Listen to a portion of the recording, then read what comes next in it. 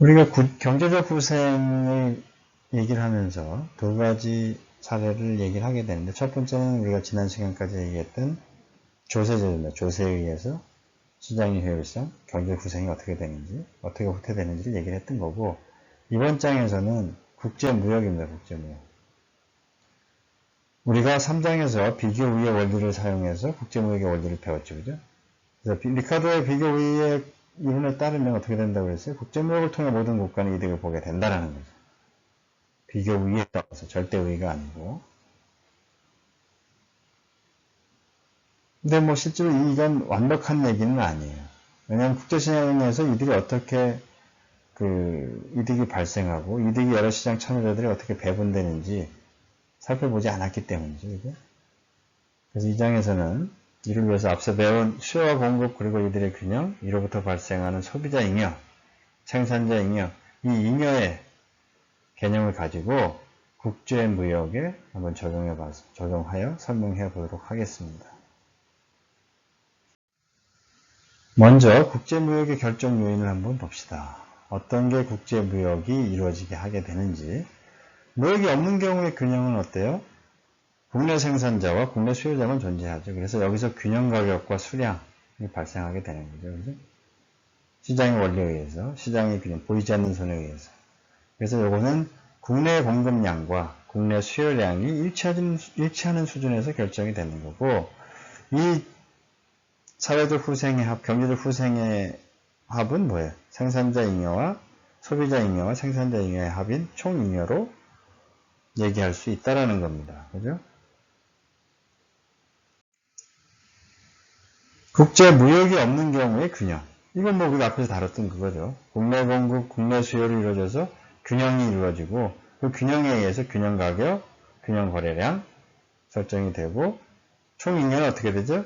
이 균형 가격선 위에 있던 열 면적, 소비자 잉여가 되고 균형 가격선 아래 면적, 생산자 잉여가 돼서 이 삼각형의 면적이 총 후생이 되는 거죠. 그죠? 총 잉여가 되는 거고 이거는 경제적 후생 또는 경제적 이득, 그 시장에서 만들어지는 라고 볼 수 있는 겁니다. 이거는 국제무역이 없는 경우의 균형이에요.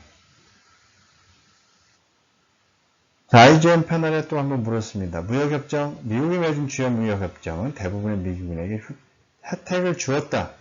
93% 동의입니다. 이 무역이라는 거, 자유거래나 국제무역은 어떻게 돼요? 모두에게 이익이 된다고 그러죠. 자유시장 경제에서 거래는 모두에게 이익이 된다고 그랬기 때문에 국제무역 마찬가지거든요. 우리가 앞에서 비교를 통해서 서로 상호간에 이득이 되는 부분, 앞에서 우리가 검토했었죠. 그렇죠?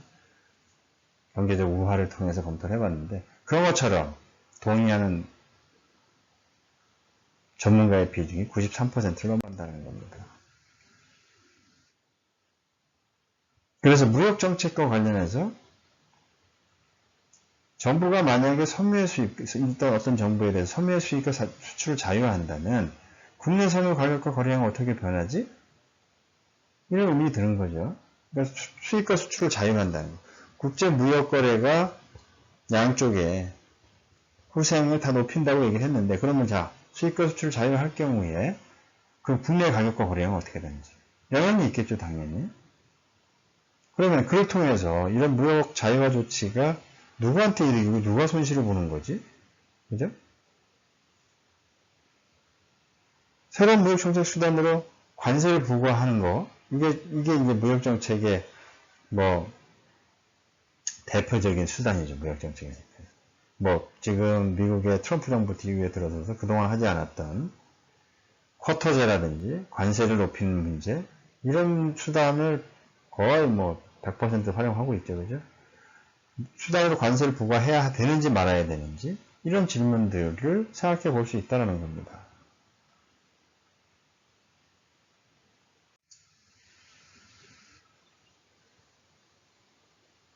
국제가격, 이제 그게 국제무역이 형성이 돼서 자유시장 거래에 의해서 거래가 된다 그러면 중요한 건 국제가격이 이에 따른 영향을 국내 시장도 받게 된다는 거예요. 그래서 국제가격이라는 건 뭐냐면 세계적 시장에서 형성된 가격, 즉 외국의 바이어들이 살게 되는 가격이에요. 국내 가격은 국내 시장에서 형성된, 균형에서 형성된 재화.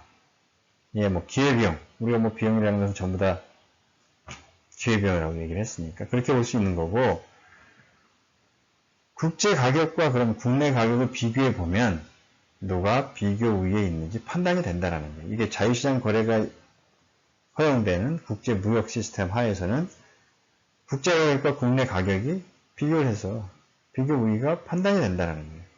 뭐 여기서 딱 제시할 때 어때요? 국제 가격에 비해서 국내 가격이 싸면 어때? 비교 우위가 있는 거지. 그래서 수출을 하게 되는 거예요. 그죠? 그런데 국제 가격보다 국내 가격이 비싸. 그럼 어떻게 돼요? 비교 우위가 떨어지는 거예요. 비교 우위에서 떨어지기 때문에 국내로 수입된다라는 거예요. 그 기준이 국제 가격과 동일한 재화에 대해서 국제 가격과 국내 가격의 비교 우위의 판단 기준이 될 수 있다는 겁니다. 그래서 앞에 잠깐 언급이 됐습니다만 국내 가격이 국제 가격보다 작다 그러면 어떻게 해요? 수출하는 거지 그 재화에. 그래서 이 나라가 지금 현재의 우리가 대상하고 이 나라가 비교 우위를 갖는 거예요. 다른 국제 시장에 비해서. 그죠? 반대로 국내 가격이 높아. 국제 가격에 비해서. 그러면 재화의 수출국이 아니고 수입국이 되는 거고, 다른 나라들이 세계 시장에서 그 물건을 그 시장, 세계 시장에 공급하는 다른 나라들이 이 나라에 비해서 비교 우위를 가진다는 거죠. 그 재화에 대해서는. 이해되죠?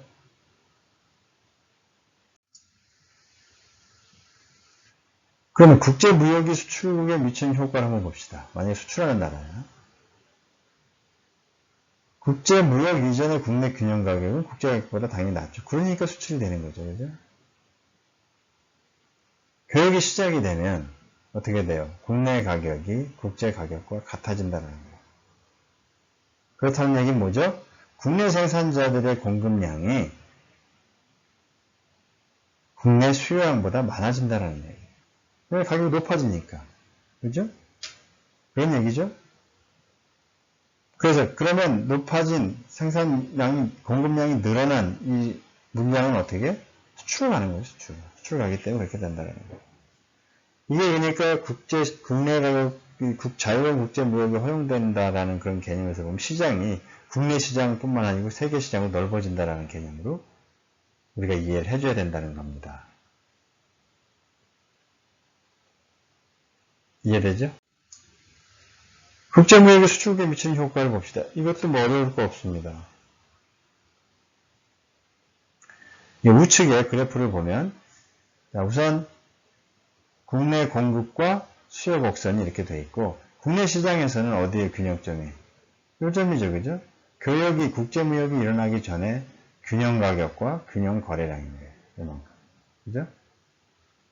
그런데 교역이 시작이 됐어요. 보면 교역이 시작됐다는 얘기는 뭐죠? 국제 가격에 비해서 국내 균형가격 시장 가격이 낮다라는 거거든요. 가격이 싸니까 어떻게? 밖에서 많이 사겠죠. 그죠? 그래서 국제 가격은 여기에 있어. 우리가 앞서서 이거 다 검토를 했죠. 그죠? 첫 번째 검토하는 경우는 뭐냐면 저렇게 가격이 높아졌을 때 균형으로 가는 과정을 설명하면서 한번 설명을 했었고 두 번째는 뭐예요? 가격에 대한 통제. 정부가 그걸 할 때, 그죠?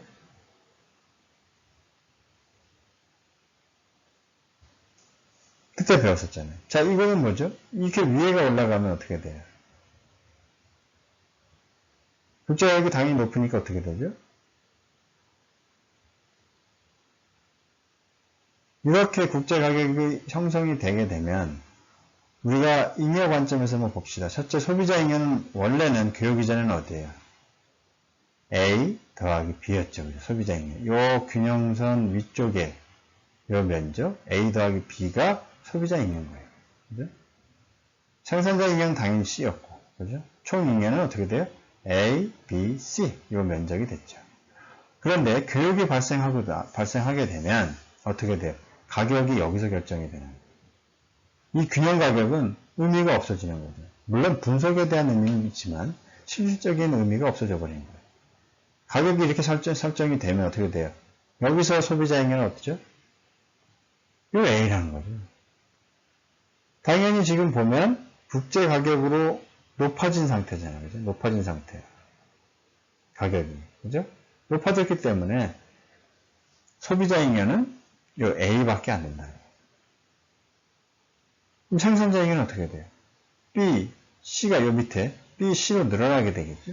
그런데다가 가격이 균형 가격보다 높아서 발생된 요 잉여 부분. 그죠? 이 잉여 부분 들어가잖아요. 왜냐면 이게 가격선이잖아요. 그죠? 가격선이잖아요. 가격선과 어때? 공급곡선이 만들어내는 이 면적. 이게 바로 뭐예요? 생산자 잉여잖아요. 생산자. 그 D만큼이 더 추가로 늘어난다라는 거죠.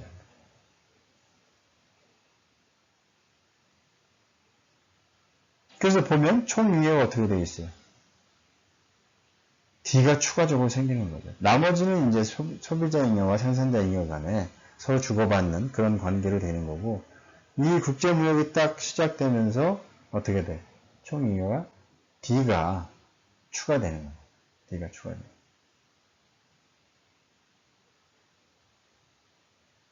그때 이렇게 보면 여기 그래프에 보시면 국내 수요량이 되겠죠. 요점은. 그렇죠? 국내 수요가 맞는 거고, 요점은 어떻게 돼요? 국내 공급량이 되는 거죠. 국내 공급량이라고 하지만 공급량이라고 보면 돼요. 왜냐하면 나머지 부분, 이 지금 가격이 높아지면서 발생된 수요 감소 부분은 어떻게 돼요? 다 수출로 해소가 되는 거기 때문에. 이해되죠? 수출국 교육의 결과를 한번 봅시다. 어떻게 됐어요? 생산자 잉여는 증가했어요. 그래서 국내 생산자들이 이득을 봤죠. 소비자 잉여는 어떻게 돼요? 가격이 높아지니까 소비자 잉여는 감소하게 돼서 국내 소비자들은 손실을 본다는 거예요.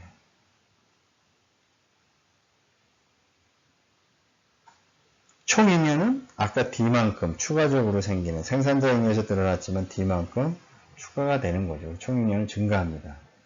국제 무역의 결과 생산자 잉여 증가분이 소비자 잉여 감소분보다 크기 때문에 국가 전체적으로 볼 때 경제적 후생은 증가한다. 그 국가 전체는 이득이다 이거예요. 이득이다. 이득이다.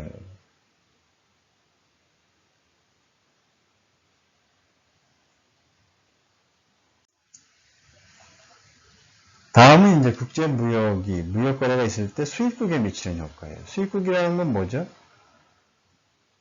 그 국내 시장에서 형성된 균형 가격이 어떻게 돼? 국제 가격보다 높을 때죠, 높을 때. 높을 때는 어떻게 당연히 물건을 사들여오겠죠, 그죠? 그래서 교육 이전에 국내 균형 가격이 국제 가격보다 높아요. 국내 균형 가격이 국제 가격보다 높아. 그래서 교육이 시작되면 국내 가격이 국제 가격과 동일해지는 거죠. 그럼 어떻게 돼? 국내 생산자들은 국제 가격보다 높기 때문에, 근데 그게 동일해지니까 가격이 떨어지죠. 그럼 국내 생산자들의 공급량은 어떻게 해? 수요량보다 줄일 수밖에 없어요. 그래서 그 부족분이 수입되는 겁니다. 그래서. 이해되죠? 그 부분이 수입되는 거예요. 국제무역이 수입국에 미치는 효과를 한번 봅시다. 그래프는 앞에 그래프하고 뭐 국내 공급곡선과 수요곡선은 동일하다고 보고, 균형도 여기 이 지점에서 이루게 되겠죠. 다만 교육 이후의 가격은 어떻게 돼요? 균형 원래 그 나라의 시장에서의 균형 가격보다 낮다고 했잖아요. 국제 가격이 낮게 되면 이렇게 된다. 이렇게 되면 무슨 현상이 발생될까요? 여기에 형성이 됐다. 가격선이. 이건 뭐죠? 초과 가격이 낮으니까 뭐예요? 초과 수요가 일어나겠죠. 초과 수요. 왜냐하면 여기서 만나는 점이 뭐예요? 공급은 이만큼, 국내 공급량. 근데 수요량은 어때요? 이만큼이죠. 이만큼 부분에 초과 수요가 발생하는 거고, 그건 뭘로 해결된다? 수입으로 해결한다는 거예요. 자, 한번 봅시다. 소비자 잉여, 교역 이전에는 뭐예요? 소비자 잉여가 A였어요. 여기가 균형선이니까, 균형 가격선. A였죠. 그죠? 교역 이후에는 뭐예요? A, B, D로 늘어난다는 거예요. 왜냐면, 이 가격선과 수요곡선이 만나서 이루는 이 면적이 바로 소비자 잉여가 되니까. 그죠? 변화를 보면 소비자 잉여는 B 더하기 D만큼의, B 더하기 D만큼의 잉여를 보는 거고, 추가적으로 보는 거고, 생산자 잉여는 볼까요? 가격이 떨어졌어요. 당연히 가격이 떨어지면 어떻게 돼? 생산자익은 줄어들었겠죠. 그죠? 우리가 예상해 가격이 떨어지게 돼요. 생산자익은 그래서 원래 B 더하기 C였는데 교역 이후 되면 C로 감소한다는 거고. 그죠? 그럼 결과적으로 뭐야? 생산자익가 B만큼 줄어드는 거죠. 총 잉여는 보면 처음에 교역 이전에는 A, B, C 이 면적이 되는데 이게 이제 총 잉여죠. 교역 이후에는 어떻게 D가 더 추가된다는 거예요. 앞에서도 D가 더 추가되긴 했어요. 가격이 올라도 국제 가격이 더 비싸도 추가 거래가 되는 거고. 그래서 교역 이후에는 A 더하기 B 더하기 C 플러스 D까지 다 포함한 이 면적이 총 잉여가 되죠. 그래서 D가 추가됐어요. 앞에서처럼. 이해되죠? 그래서 수입국의 교역의 결과를 보면 첫 번째 소비자 잉여는 증가하겠죠. 왜냐하면 이 경우는 국제 가격이 더 가격이 싸단 말이에요. 그러면 그걸 싸게 도입해서 쓰면 어때? 낮은 가격에 쓰기 때문에 당연히 소비자 잉여는 증가하게 돼 있어요. 그래서 구매 소비자들은 이득을 보는데 생산자 잉여는 가격이 떨어지니까 그걸 생산하려고 하는 사람은 줄어들겠죠. 그죠? 생산자 잉여는 감소하게 된다는 거예요. 그래서 국내 생산자들은 손실을 보게 된다는 거고 총 잉여는 앞에서 우리가 국제 가격이 국내 가격보다 높아서 수출국이 된 그 나라하고 똑같은 거예요. 그래서 나라 전체의 경제적 후생은 증가하긴 해요. 증가하긴 합니다. 이해되죠?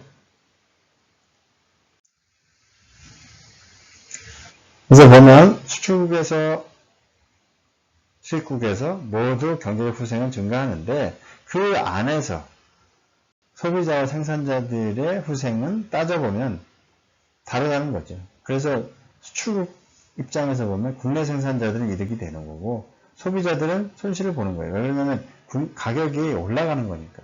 그죠? 그래서 생산자 잉여 증가분이 소비자 잉여 감소분보다 크다. 우리가 D만큼 추가한다고 그랬죠. 그래서 수입국에서는 반대로 국내 소비자들은 이득을 보죠. 왜? 가격이 싼 가격에서. 그죠?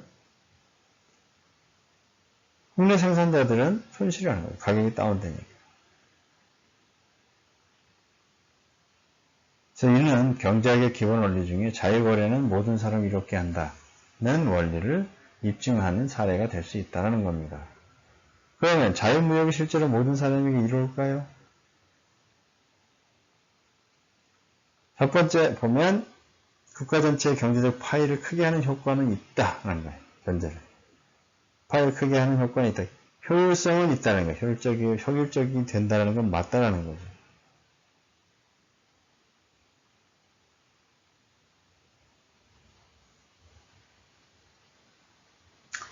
그렇지만 이 안에서 지금 수입국과 수출국 사이에서 수출국의 경우에 이해관계가 갈리죠. 그렇죠? 그래서 이익을 보는 측과 손실을 보는 측 간의 의견 대립이 있어서 지금까지도 논쟁 중이라는 겁니다.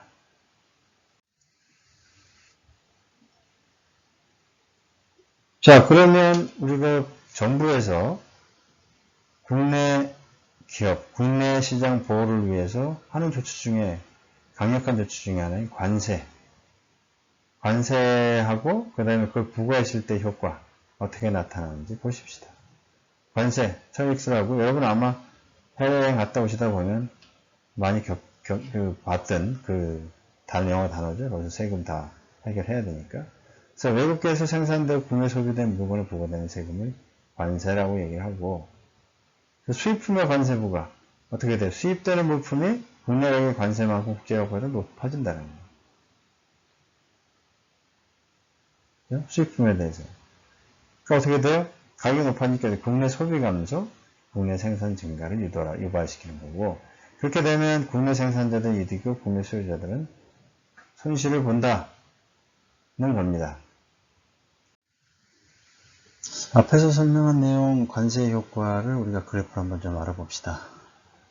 수평축은 섬유 수량이고 수직축은 섬유의 가격이다. 섬유에 관해서.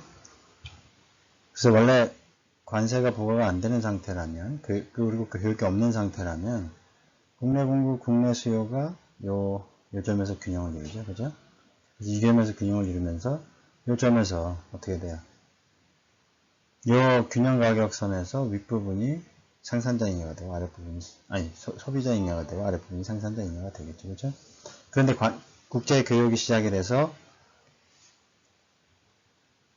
국내 가격이 더 비싼 거예요. 해외에서 물품이 수입돼 들어오는 경우죠. 그런 경우에 있어서 정부가 생산자 보호를 위해서 관세 부과를 한 거죠. 그래서 만약 관세가 없었다면 이건 어떻게 돼? 이 지점에서 국제 가격 이수서에서 이루어졌겠죠. 그러면 어떻게 돼요? 이 지금 보면 그 소비자 잉여가 A와 C, 그죠? A와 C, 그 다음에 뭐야? 이쪽에 이게 다 소비자 잉여로 들어가죠. 전반적으로. 그죠?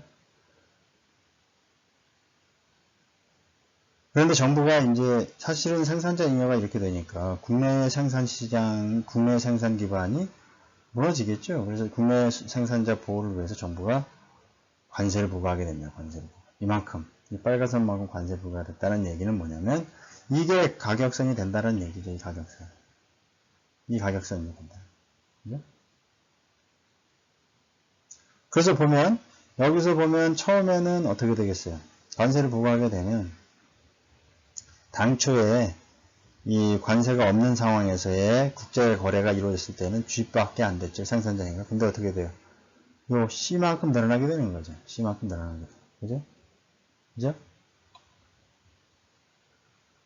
그리고 요건 뭔가요? 여기 지금 원래 당초에는 만약 국제가격이 이렇게 형성이 됐다고 그러면 어떻게 돼요? 이거 전부가 다 저거죠? 무슨 잉여예요? 소비자인 거잖아요, 소비자. 이 부분이 전부 다 가격선 위쪽에서의 모든 영역이 소비자 잉여가 됩니다. 그죠? 그죠? 그런데 어떻게 돼요? 이 지금 보면 관세를 딱 부과해서 이렇게 됐습니다. 그래서 관세를 부과하니까 양이 어떻게 됐어요? Q2 공급선, 그죠? Q2 수입, 만나는 요지점. 이만큼으로 사실은 어떻게 돼요? 거래량이 여기가 빠지게 되는 거지. Q1하고 요 Q2 요 사이. Q1하고 Q2 요 사이가 빠지게 되는 거예요. 그죠?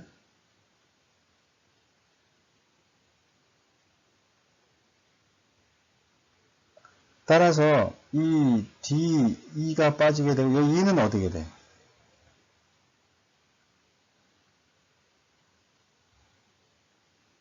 E는 어떻게 되죠? E는 뭐냐면 정부 수입이 되는 정부 수입. 관세에다가 곱하기 거래량. 세금, 관세 부과 이후의 수입량은 요만큼만 되는 거니까. 그죠? 요만큼만 된다는 거예요. 요만큼만. 그죠? 요만큼만 관세가 부과가 되는 양이기 때문에 요거에다 곱하기 요 관세, 요 도피가 관세니까 그걸 해주면 요건 뭐가 되죠? 관세로 인한 조세 수입이 되는 거죠. 이해됩니까?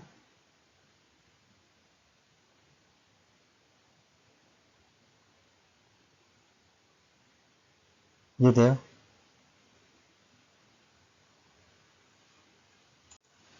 원래 관세가 부과가 안 돼 있으면 어떻게 원래 수입이 되던 양은 얼마군요.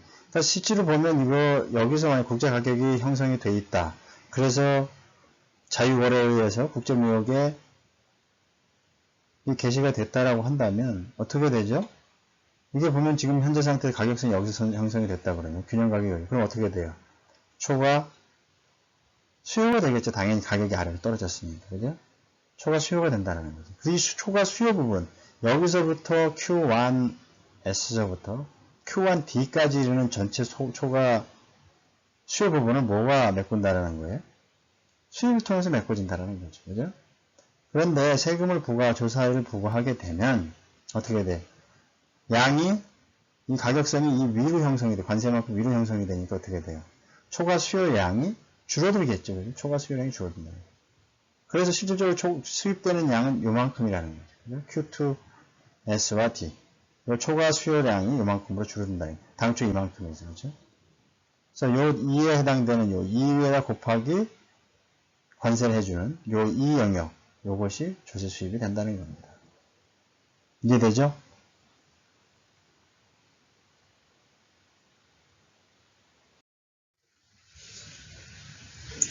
자, 이를 표로 정의를 했습니다. 앞에 그래프를 우리가 분석한 내용들을 표로 정리해 봤어요. 첫 번째 소비자 잉여.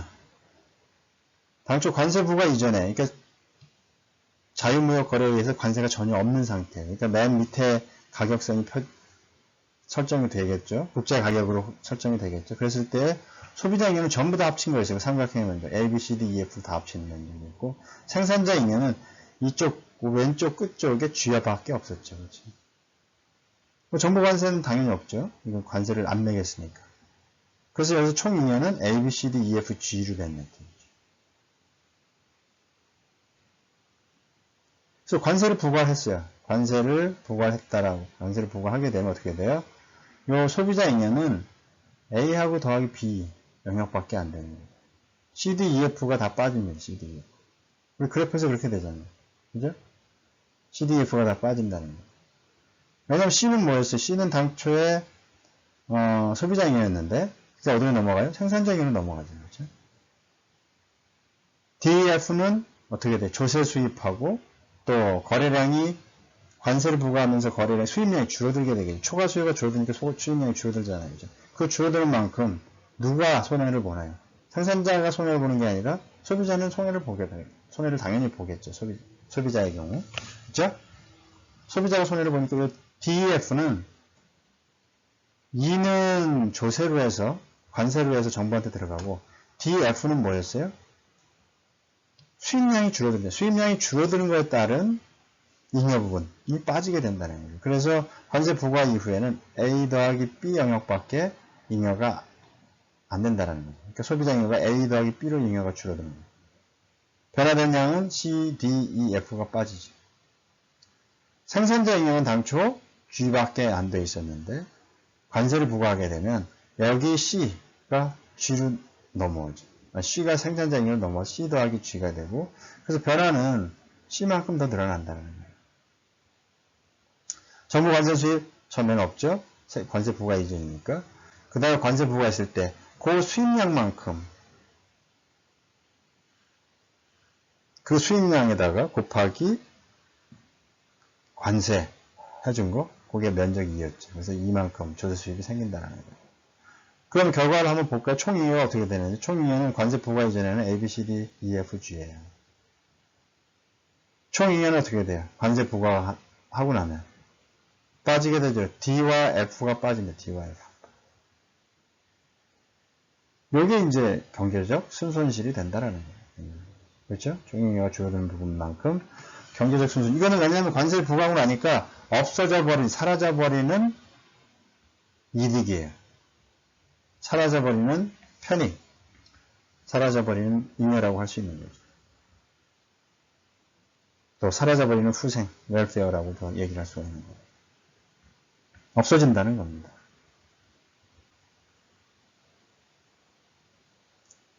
그럼에도 불구하고 정부는 왜 이렇게 관세를 쳐서 관세를 하거나 또 수입 쿼터제를 지금 이제 트럼프 대통령이 하고 있는 것처럼 미국에 수입 쿼터제를 하거나 이런 걸 왜 하느냐?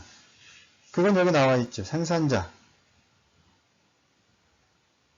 국내 산업 기반의 보호예요.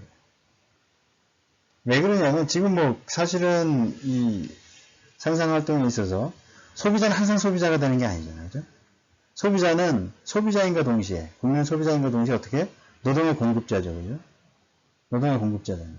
생산자는 생산만 해서 물건 파는 것뿐만 아니라 노동의 수요자잖아요. 그죠? 그러다 보니까 국내 생산 기반이 무너지면 지금 당장은 총잉여, 관세로 인해서 잉여가 줄어들어서 경제적 순손실이 생겨요. 그렇죠? 지금 당장은 생기겠죠. 그렇지만 국내 산업 기반을 보호해 줌으로써 노동시장의 안정, 고용의 안정, 그렇죠? 산업 기반이 붕괴가 되고 나면 다 외국으로 대체되겠죠. 그렇죠? 서비스 산업만 보고 사는 나라들은 거의 없어요. 국내 제조업 기반을 갖추지 있지 않다면 국제시장의 상황에 따라 휘둘릴 수밖에 없다라는 거예요. 그래서 국내산 생산 기반을 보호해야 되는 거고 또 하나는 뭐냐면 가장 큰 거는 표죠, 표. 민주주의 국가에서는 투표로 대통령을 선출하고 국회의원을 선출하니까 그 표에 의해서 표를 누가 더 많이 갖고 있냐라는 거예요. 표를. 그래서 관세를 부과하게 되는 거고 수입 쿼터제를 하는 겁니다. 그렇지만 그럼에도 불구하고 중요한 거는 이렇게 정부가 시장에 개입해서 국제거래에 관세를 부과하게 되면 경제적 순손실이 생긴다라는 거예요. 이걸 감안해야 된다는 거죠. 그죠? 이걸 감안해야 된다는 거예요.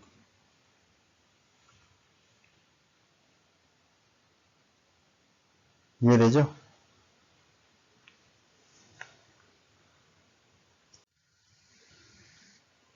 자, 관세의 경제적 순손실을 한번 정리를 해봤습니다. 정리를 해보면 앞에서 이미 설명된 내용들이에요. 재화에 대한 세금 부과와 마찬가지로 관세 부과도 경제적 이민, 인센티브를 왜곡하는 거죠. 그죠? 재화의 배분을 최적 상태에서 멀어지게 만든다라는 거예요. 최적 상태에서 멀어진다라는 얘기는 뭐냐면 그 잉여가 시장 균형에서 만들어진 그 상태보다 총잉여가 감소하는 방향으로 갔다라는 거죠. 그러니까 사실은 우리가 앞에서 검토했지만 시장 균형에서 만들어진 그 총잉여, 균형에서 만들어진 총잉여는 그게 가장 컸죠, 사실. 그죠? 가장 큰 값이었어요. 가장 최적의 상태의 자원 배분인 거예요. 그러니까 소비자와 생산자 잉여를 최대화할 수 있는, 극대화할 수 있는, 그죠? 그 상태이기 때문에 당연히 거기서 멀어지게 만들게 된다. 그건 이유가 뭐냐면 인센티브가 왜곡된다는 거죠. 인센티브가 왜곡된다. 시장 가격에 의해서 왜곡되는 게 아니고 정부의 조치에 의해서 왜곡된다는 거예요. 보이지 않는 손이 아니고 정부가 개입해서 가격선을 결정해 버리니까 왜곡된다는 거예요. 그러다 보니까 국내 생산자는 생산을 느리게 되고 반면 국내 섬유 가격은 상승해가지고 소비자들 소비는 감소. 그건 뭐냐면 앞에 우리가 맨 아래에 있었던 국제가격선에서 봤죠. 그렇죠? 그 다음 관세를 높이게 되면 그게 가격선이 올라가죠. 그러니까 국내 섬유 판매 가격은 당연히 늘어나니까 소비자들의 소비는 줄어들 수밖에 없죠. 그죠? 소비자들의 소비는 감소하고 국내 생산자의 생산 증가하면서 어떻게 초과 수요 부분이 줄어든다라는 거예요.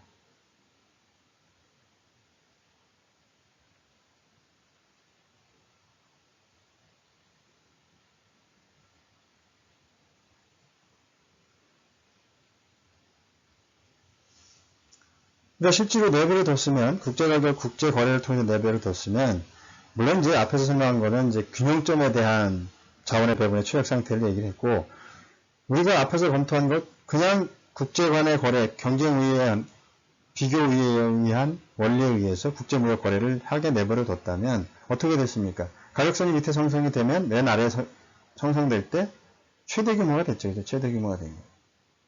그죠? A, B, C, D, G, E, F, G만 빼놓고 A, B, C, D, E, F까지 그게다 두고 소비자 잉여로 들어갔었는데 그거 관세를 올리면서 그게 재화의 배분을 최적 상태에서 멀어지게 했다라는 거예요. 총잉여가 줄어들게 하는 방향으로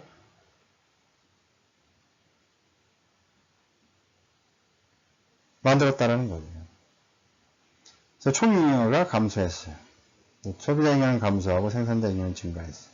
정부 관세 수입도 증가했어요. 그렇죠? 그런데 결과적으로는 소비자 잉여 감소분이 이 둘을 다 상쇄하고도 남았다는 거예요. 그래서 그게 경제적 순손실로 발생했다는 겁니다. 그렇죠? 이해되죠? 앞에서 여기서 두 번째는 수익 쿼터입니다. 우리가 관세를 부과하는 조치 외에 앞에서 잠깐 설명을 했죠. 지금 트럼프 대통령이 취하고 있는 정책 중에 하나 수입 쿼터.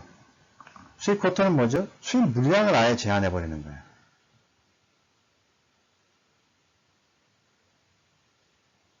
물량을 아예 제한해버리는 거죠. 보면 무역을 제한하는 또 다른 방법. 그러니까 사실 수입을 줄이는 방법이에요. 무역을 제한한다는 것보다도 수입을 제한하는 또 다른 방법은 쿼터 물량을 정부에서 허가해주는 거. 이런 방법이 있는 거죠. 그래서 관세나 수입 쿼터는 모두 수입량을 줄이게 되겠죠. 이제 국내 가격을 상승시키고 국내 소비자들의 웰페어, 후생을 낮추게 된다는 거예요. 경제 순손실을 초래하게 되는 것 같다라는 거죠. 근데 차이점은 뭐야? 관세는 정부의 조세 수입을 증가시키긴 하지만 수입 쿼터는 수입 면허를 획득한 수입업자들의 수입을 증가시킵니다. 이거 미안합니다. 수입이 아니고 이거는 수익입니다. 수익. benefit. 편익을 증가시킨다는 거예요. 수입업자들의 잉여라고 할 수 있는 거죠. 그걸 증가시키는 방향으로 봅니다. 그래서 보면 경제적 후생 관점에서 보면 어떻게 관세를 부과하는 것보다 수입 쿼터제를 도입하는 것이 더 나쁜 선택이라는 거죠. 왜냐하면 관세는 정부의 조세 수입에도 증가하는데 수입 쿼터는 그렇지 않다라는 거예요.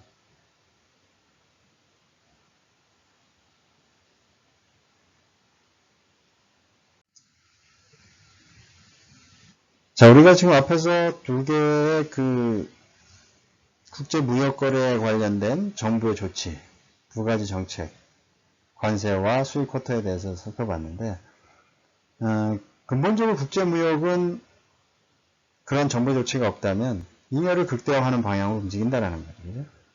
근데 그런 국제무역의 또 다른 이득은 뭐냐면 다양한 소비 기회의 제공이에요. 또 규모의 경제를 통해서 생산비를 하락시킨다는 거예요. 왜냐하면 수출이 활성화되고 그러면 그걸 생산하는 나라는 더 규모를 늘리게 되겠죠.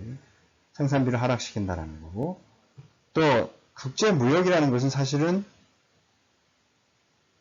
생존 경쟁 아니에요, 사실은.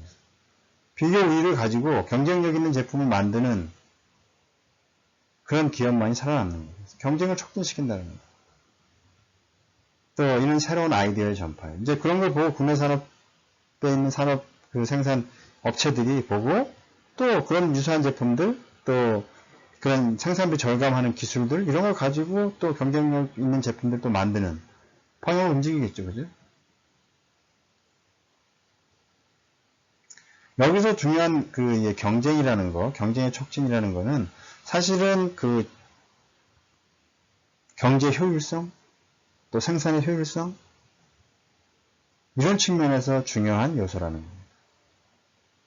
경쟁이 심해지면 심해질수록, 물론 경쟁이 심해져서 그 극도의 경쟁을 통해서 여러 가지 폐해가 나타나기도 합니다만, 일단 경쟁이 없는 사회보다는 경쟁이 있는 사회가 훨씬 효율적으로 돌아가는 거고, 더 생산비도 그런 기업들이 많은 경우에 아이디어를 통해서 생산비를 절감하고 새로운 제품을 고부가치 상품을 창출하고 그런 자극 요인이 된다는 거예요, 경쟁. 경쟁이 없으면 그런 짓을 안 하죠, 그렇죠? 그래서 이 경쟁의 촉진 대단히 중요한 겁니다. 결과적으로는 국제 무역을 통해서 그런 새로운 아이디어 전파 여러 가지들도 있지만 국내 산업 생산 시설들이 어떻게 그런 부분을 극복하고자 더 노력을 하게끔 만든다라는 거예요. 중요한 겁니다. 그래서 이 경쟁은 앞서서도 우리가 나중에 여러분들 배우겠지만 혁신체제, IS, Innovation System, 그게는 여러 가지 유형이 있죠. 국가 혁신 시스템도 있고, 지역 혁신 시스템, RIS도 있어요. 근데 그런 요소, RIS라든지 또 혁신 클러스터를 구성하는 여러 가지 요인들 중에 보면 경쟁 요인 요소가 들어간다는 거예요. 경쟁을 시켜야 된다는 거예요. 공부도 여러분 마찬가지죠. 성적을 매기고 평가를 하는 이유는 그 공부에 대한 성과를 주겠다라는 거죠. 그건 일종의 경쟁이죠. 그런 경쟁이 없다면 공부할 유인이 대단히 줄게 되는 거예요. 자, 경제발전 수단으로서의 무역 관점에서 보면 국제무역은 어떻게 된다고 했습니까? 자유시장 원리에 의한 국제무역은 어떻게? 양쪽을 다 윤년하게 만든다고 했잖아요. 그래서 앞에서 보지만 어떻게 돼요? 초과 수요 분명한 거는 뭐냐면 가격을 되게 낮춘다라는 거예요. 제일 저렴한 생산비를 내는 사람이 공급하게 돼 있잖아요. 그렇죠? 그럼 어떻게 돼? 소비자들이 받는 구매한 구매 가격이 낮아진다는 거죠. 만약에 그런 국제무역 수단이 없다 그러면 거의 국내 기업들이 독점적으로 운영을 하겠죠. 그러면 어떻게 돼요? 빈곤층들이 더 늘어날 수밖에 없다는 거죠. 그죠? 그래서 이런 사실은 큰 틀에서 세부적으로는 그렇게 얘기를 했습니다만 지난 20년 동안 조사를 해보면 세계적으로 빈곤율이 감소했다고 합니다. 저희 후진국에서 자유무역을 통해서 후진국에서 갖고 있는 게 없잖아요. 그래서 인력을 갖고 있는 그 비교의 우리 앞에서 설명했던 세레나 윌리엄스하고 그 햄버거집 알바하고 비교했죠. 그런 것처럼 이 후진국에서도 자유무역을 하게 되면 그 자유거래가 이루어지면 그 혜택을 받는다라는 거예요. 그죠? 또 이로 인해서 전 세계적으로 소득 불균형이 완화됐다는 거예요. 전반적으로. 그걸 이제 뭐 신흥경 개방 경제로부터 오는 고속성장 낙수 효과에 기인한다고 월드뱅크 그 룩셈부르크 인컴 스터디에서 얘기를 했는데 이거는 뭐 안 봐도 뻔하죠. 그죠? 소득 불균형이 완화된 거는 물론 이제 가난한 나라도 계속 있습니다만 이 신흥개방 경제는 어디 얘기돼요? 1960년대에서부터 2000년대 그 사이, 1990년대로부터 그 사이에 고속성장한 나라들이 있거든요. 대표적으로 그 우리 앞에서 설명이 됐나요? 네 마리 용. 동아시아에 네 마리 용이 있는데 그게 어디냐면 싱가포르, 홍콩, 뭐 홍콩은 지금 이제 중국용으로 편입이 됐습니다만 대만, 그리고 우리나라. 우리나라 같은 경우도 60년대에서부터 70년대, 70, 80년대는 거의 8% 이상의 성장률을 기록을 했으니까. 이제 그런 개방경제로부터 나오는 고속성장, 그냥 낙수 효과로 인해서 소득 불균형이 완화됐다라는 겁니다. 그래서 뭐 모든 나라가 그렇게 된 건 아니지만 전반적으로 개선이 된 거죠. 그런 나라들 때문에.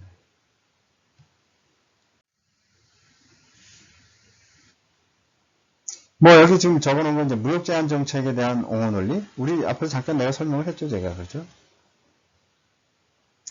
국내 가격이 국제 가격에 비해서 높은 나라에서 시장을 개방하는 경우 국내 생산자는 어떻게 자유무역을 반대하겠죠. 국내 산업으로 퇴역의 효과에 경쟁으로 보호해야 된다고 얘기를 하는 거죠. 그래서 여기서 보면 앞에서 내가 얘기한 거에 반대죠. 여기 이 사람이 물어보는 거예요. 이 사람이 근로자로서 보호주의가 필요하다고 얘기를 하는 사람이에요. 노동자야. 근로자인데. 그러면 소비자로서는 어떻게 생각하는지 양면성이 있다는 거. 앞에 설명을 했죠. 그런 경제적 순손실이 발생함에도 불구하고 관세를 부과하고 수입 쿼터제를 실시하는 그 이유는 뭐냐면 국내 산업을 보호라는 겁니다. 국내 산업을 보호. 국내 산업을 보호는 여기 있는 것처럼 이 사람은 근로자인 동시에 소비자인 동시에 근로자이기 때문에 양면성을 가지고 있다는 거예요.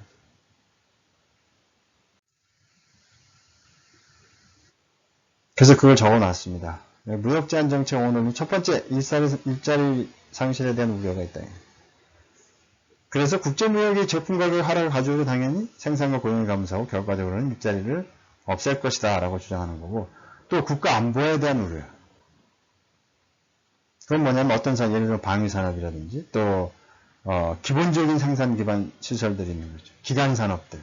그런 경우는 국가 안보적 측면에서 필수적으로 가져가야 되는 산업이라고 주장하는 거고 이거는 개방하면 안 된다는 거고 보호해야 된다는 거고 왜냐하면 자유무역이라는 게 어떻게 돼요? 제품 공급을 전부 다 외국에서 싸게 만드는 외국에 의존하게 만든다는 거예요. 일리 있는 거죠 사실은 이게. 또 유치산업, 인펀트 스토리 이거 알죠? 유치산업 정책은 뭐 우리나라가 60년대서부터 폈던 정책이에요. 수입은 관세를 엄청 부과하고 수출을 열심히 하는 대신 수입은 차단한다는 거예요. 그 무슨 원리? 유치산업 측면에서. 국내에 열악한 이제 시작하려고 하는 산업을 보호한다는 논리에 의해서 해줬고 그건 과거에 해당 60년대, 70년대에는 미국이나 이런 나라들로부터 그런 걸 인정받았으니까. 그죠? 그런 겁니다. 그래서 새로 시작한 산업들은 그들이 제대로 경쟁할 수 있을 때까지. 왜냐하면 바로 국제 경쟁 상황에 딱 놓이게 되면 뭐 이건 해안할 길이 없는 거죠. 그죠? 그래서 무역 장벽을 통해서 이들을 보호해야 한다는 논리. 그래서 오래된 전통 산업들도 새로운 경쟁 환경에 적응하기 위해서 지금 만약에 4차 산업혁명으로 인해서 AI라든지 이게 뭐가 나오게 되면 그런 제품들이 밀려올 거라는 거죠. 그러면 어떻게 기존의 전통 산업들 붕괴가 되겠죠. 그런 부분들에 대해서 보호할 필요가 있다라는 거죠. 국내 기간 산업 기반 보호 측면에서 하는 겁니다. 또 불공정 경쟁 논리 이게 지금 미국이 내세우는 가장 큰 경우예요. 자유무역이라는 것이 모든 국가들이 같은 규칙을 움직여야 되는데 안 그런다라는 거예요. 미국의 주장입니다. 중국 같은 경우 또 우리나라도 거기에 포함이 됩니다만은 과거에 그런 그 보호무역 정책에 의해서 자기들이 컸다라는 거고, 또 지금 하고 있는 산업정책이나 또 기업 육성 정책들, 이런 정책들이 사실은 자유무역이 아니라는, 같은 규칙이 아니라는 거 생각하는 거죠. 그래서 각기 다른 법과 제도하에 있는 기업들끼리 세계적인 경쟁해. 그럼 불공정이다. 그게 트럼프의 생각입니다. 트럼프의 생각입니다. 또 하나, 이것도 역시 전략이라고 봅니다. 트럼프의 전략. 협상 전략으로서 보호무역 논리예요. 그래서 많은 정책 담당자들이 자유무역이 필요해. 그렇지만 무역 제한 조치도 특히 중국 마찬가지. 미국같이 큰 강대국들, 대국들 같은 경우는 이걸 뭐 그래 무역하는 게 좋아. 자유무역이 좋은데 다른 것을 얻기 위한 전략으로 무역 제한 조치들을 한다는 거. 그래서 뭐 결론적으로는 이건 경제학자들의 측면이죠. 자유무역이 가장 좋은 선택이라는 게 여태까지 계속 반복을 했던 거고, 다만 그 나라가 처한 여러 가지 정치적 상황에 의해서 그게 바뀐다는 겁니다. 그죠? 이해되죠? 이 국제무역과 관련된 사례 연구를 그 맨큐는 제시해놨는데, 무역협정과 세계무역기구. 이런 정도는 알고 있어야 될 것 같아서. 그래서 다자간 협상을 통한 무역 장벽의 철폐 노력들이 계속 진행되어 왔어요. 그러니까 장벽은 철폐해야 된다. 왜? 기본적으로 자유무역 거래가 어떻게 양쪽의 후생을 다 증진시키기 때문에. 그죠? 그래서 보면 93년에 미국, 캐나다, 멕시코 간 체결된 무역협정이 뭐냐면 나프타, 북미 자유무역협정이죠. 그죠? 무역 장벽 완화하자. 그런 거. 이건 뭐냐면 관세 낮추고 수입 코타제 없애고 이러자라는 겁니다. 이거. 그죠? 또 하나 이건 세계적인 기구죠. 요거는 뭐 지역적인 기구로. 관세와 무역에 관한 일반 협정이 있었어요. 이거는 먼저 1930년대에 만든 겁니다. 이게 이렇게 30년대 만든 게 아니고 30년대 대공황기에 세계 각국은 자기네들 산업기관 보호를 위해서 관세 장벽을 관세를 굉장히 고의를 관세를 핀 거죠. 수입을 못하게끔. 그래서 요 관세와 무역에 관한 일반 협정, 가트 체제가 출범하게 됩니다. 2차 세계대전 직후에. 근데 강대국으로서 새로 발돋움한 미국 주도하에 여기에 설치가 돼서 1980년 이전까지 진행이 됐죠.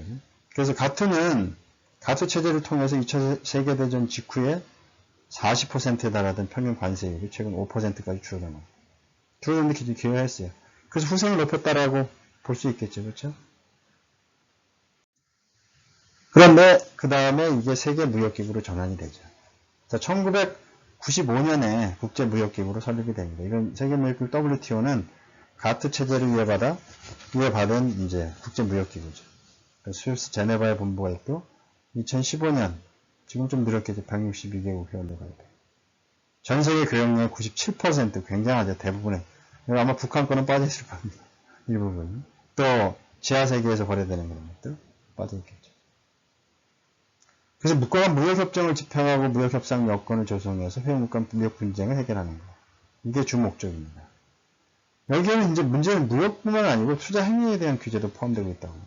그래서 WTO가 출범함과 동시에 어떻게 됐어요? 이제 우리나라를 포함한 웬만큼 성장한 국가들은 어떤 산업, 기업에 대한 직접적인 정부의 지원 불가하게 되어 있습니다. 그러니까 어떻게 돼요? 지역을 성장시키는 지역 전체. 그건 해당이 안 되겠죠. 지역 전체를 성장시키는 방향으로 가죠. 그때 나왔던 게 뭡니까? 혁신 클러스터나 RIS 이런 혁신 시스템이에요. 효율적인 그런 체제를 지역에 만드는 그런 이론들이 나오면서 각 국가가 그런 쪽으로 정책 방향을 이제 돌리게 되는 거예요. 자유무역을 위한 다자간 협상의 장점과 단점 봅시다. 장점은 뭐냐면 자국의 무역 장벽 다치 낮추는 거죠. 다. 단점은 협상이 실패하면 어떻게 자유화 조치, 이거 자자 빠지는 건데 미안합니다. 자유화 조치 때문에 더 무역이 더 제한받을 수 있다는 거.